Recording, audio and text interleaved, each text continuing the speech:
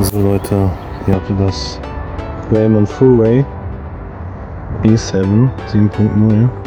Wenn ihr ein Knarzen habt und beim Fahren, was total nervig ist, immer. Also ich habe die ganze Zeit gesucht. Erstmal die Sattelstütze eingefettet, dann hier nachgezogen, da sauber gemacht, dann hier war es auch nicht. Und der Übeltäter war hier. Ich blende euch gleich mal die Bilder ein.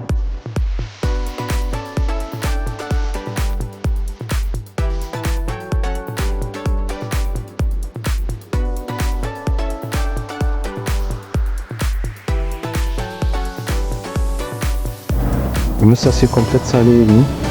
Hier und hier die Buchsen schön sauber machen und wieder fetten. Dann war das Knarzen endlich weg. Ich verlinke euch mal die Artikel in der Videobeschreibung.